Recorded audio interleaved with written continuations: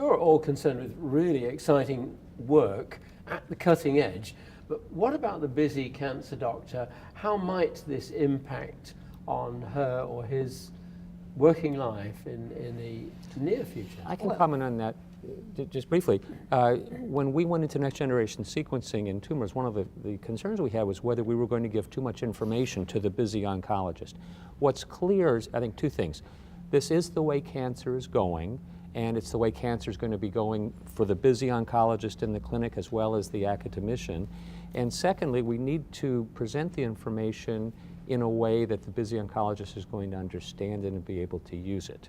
So I think it's not a question of, is it going to impact the busy community oncologist? Let's say it is. We just need to do it in a way that they're going to understand what's going on. Actually, this is the most critical information that the busy oncologist should know when he or she has to make a treatment decision, because genetics are what determine or will lead to the selection of a better treatment and will improve patient care. They need a network, they need advice, they need contact with other people to say what to do with it. Correct, and there are different initiatives across different institutions where there will be tumor boards to incorporate, to use the information that will be generated that Gary mentioned, and to make the best treatment decision, to offer the patient the best treatment that is available. And as with other milestone changes in medicine and cancer care, the patients are major drivers here as well. The patients are coming and seeing their clinicians with internet data about genomically based therapies.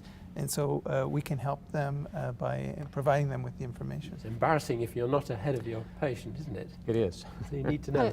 Well, there's a partnership there to be made. I think that's extremely important. Yeah, because if you want, even if you want to offer your patient targeted therapy, you don't always have the clinical trial. I mean, there are very few institutions in the world that have available clinical trials with those targeted agents. And this is something that we need hopefully to prove in these prospective trials and to make this a standard of care. What do you all see coming of WIN, this network, in the near future? The success of the WINTHER trial to be the prototype of one of this series of trials of the prospective trials for patients with advanced metastatic cancer, for which we will use the personalized medicine approach, and also the collaboration with industry, with patient advocates among academic institutions to work all together to cure cancer, because it is clear that without sharing data and without using breakthrough research and implementing technology and the molecular profiling in patient care, we will not be able to do that. It's critical that the different groups talk to each other. I think the way the field is really going to move forward is for the regulators to be in the same room with patient advocates, to be in the same room with the scientists. And the WIN Symposium, I think, is a forum where that can happen, and that has to move the ball forward. We'll take any of these things as a win as we embark on this.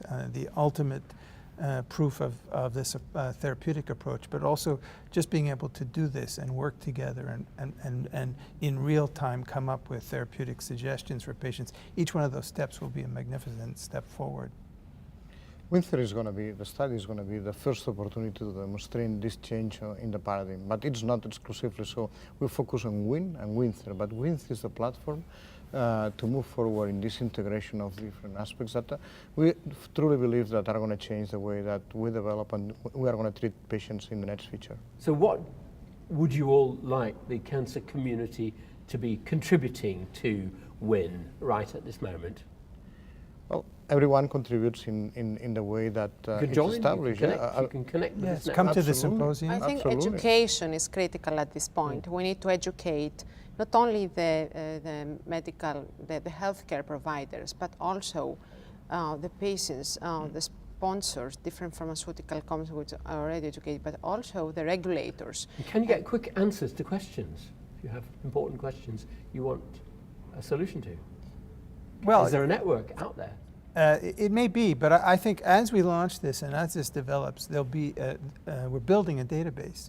There's an iterative process. We're going to understand whether the algorithm for treatment needs to be modified, and eventually it's just going to get better. And there's a kind of a learning process that's going on that's going to take us to an even stronger position. And the paradigm of sharing data between institutions from different countries, I think this will be the most challenging thing. Right. And one thing that I would like to skip and to make clear is that this is not anything exclusive. So we are 5 centers participating at this time point in the WINTHER study, beside obviously the pharma companies and the diagnostic companies. But you have to consider that in the WIN platform, in the WIN Consortium, so far we are participating more than 30 different institutions, right? So this means that we all collaborate. If we want to collaborate, we have the platform to do that, and actually we are going to generate several clinical studies behind the WINTHER. So the platform is there, and the aim of collaboration is there. Okay, we're all going to the Paris meeting in July, for a fact. You're all very enthusiastic, you're brimming with ideas. What could I perhaps get each one of you to give something you feel very strongly about? What about this whole issue, what do you feel most strongly about? I think on my end, what I feel strongly about is we need to be sure that, getting back to your busy oncologist, understands that the days of targeted therapy are here, and they need to understand and make an effort, because there will be a bit of an effort, to understand how to use targets, how to use targeted therapy, and the way the field is going. I'm increasingly finding it ethically very challenging to have patients participate in trials of unselected patients. I think that that's a real dilemma, and so that's driven me to work towards, with ethics committees and ethicists, to be able to obtain biopsies, non-medically indicated biopsies of tumors, in order to get to where we want to go. And it's becoming increasingly easy for me to explain it to patients, and they find it entirely acceptable as well.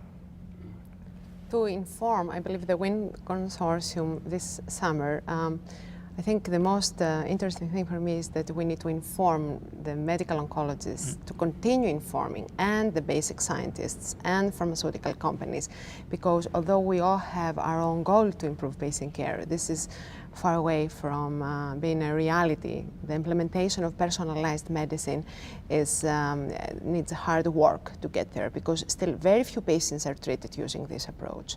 We need to demonstrate that this is superior to the standard approach. Actually, the WIN platform and the WIN Symposium is the bridge between basic science. We have been hearing here at the AACR a lot of basic science to the real solutions for patients and the real treatment for patients by this translation approach of understanding the real situation of the tumor and trying to focus on the right treatment for that patient. It's a bridge of translation, and that's it's going to be in the WIN Symposium. And the genes and pathways lie at the key of everything. You feel pretty convinced of that now? Yeah. Yes. Without any question. As long as we have the right drugs to target them. Yes. But Well, also I think WIN has to, one of the beauties, it brings different resources together, because this is what is missing to improve patient care. We have limited resources. We need the support of industry, we need the support of the academic institutions, we need the support of patient advocates, we need the support of the regulators to improve patient care. Well, we've brought some wonderful resources together here in the four of you here at the AACR meeting in Washington, D.C., and I hope to have many more opportunities of cross-fertilizing with you all in the future. Thank you very much for joining me. Thank you. Thank you. Thank you very much.